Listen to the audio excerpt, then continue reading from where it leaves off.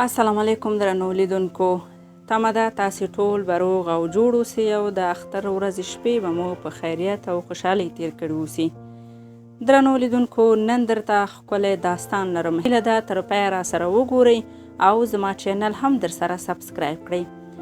د شپې ناوخته او د وظیفې نه د کور په لور روانه وم چې موټر مې خراب شو.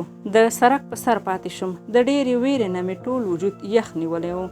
د خپل عزت او عفت په خاطر هم ډارېدم او نه پوهېدم چې څه وکم.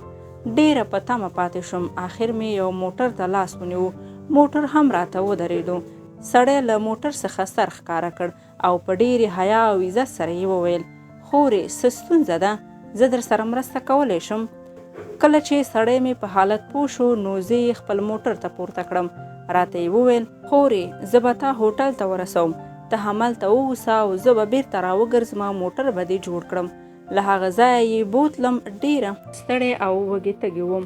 سړی راته وویل: خورې، هېڅ ډارېږه مه، زه هم خپل عزت لرم او میرمن مې د شپې تر ناوخته له کور څخه بیرون کار کوي. مجبوریت دی، غریبي ده، زه د چا عزت ته غل نه یم، ځکه خپل عزت راته ګران دی. ډېره خوشحاله او آرامه شوم. یو هوټل ته یې ورسولم او موټروان هم روان شو. خواړه مې وخوړل. ومې لیدل چې د هوټل کارکوونکې حمل لرونکې ښځه ده. ډېر یې حالت د مجبوریت او بېوسۍ و. ما چې خواړه وخوړل نو دې ښځې ته مې یو څه پیسې پرېښودې تر څو خپل مشکل په ډېرې راحتۍ سره په روغتون کې په همدې پیسو ترسره کړي.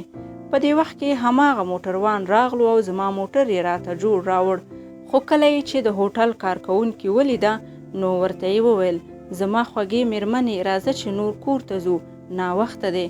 همالته موږ درې واړه په دې پوه شو چې هغه عمل چې د زړه نه د الله د رضا لپاره وشي هغه بې ارزښته نه پاتې کېږي او پرته له شکه چې الله جل جلاله پرې راضي کېږي.